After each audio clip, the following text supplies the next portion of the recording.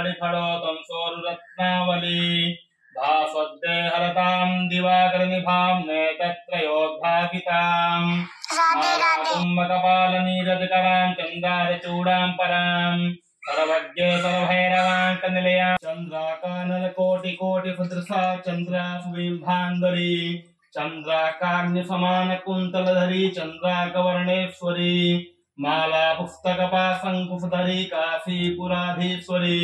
पूर्णे शङ्करप्राणवल्लभे ज्ञानवैराग्यसिद्ध्यर्थं भिक्षां देहि च पार्वती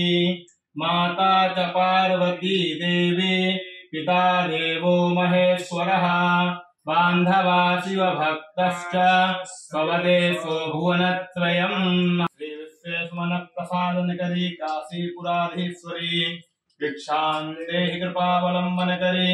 मातान्नपूर्णेश्वरी पूर्वी सर्वजनेश्वरी भगवती मातान्नपूर्णेश्वरी वेणी नीलसमानवनकरी प्रत्यक्ष माहेश्वरी रालेया जलवंश पावनकरी काशीपुराधीश्वरी भिक्षां देहि कृपावलम्बनकरी मातान्नपूर्णेश्वरी காமகோடி பீடசாமியின் கருணைக்கு சொந்தமாகி போனவன் காமாட்சி ரூபமாக ஆனவன் மூன்று காலத்தையும் உணர்ந்து கொண்ட காவலன் காமாட்சி ரூபமாக ஆனவன்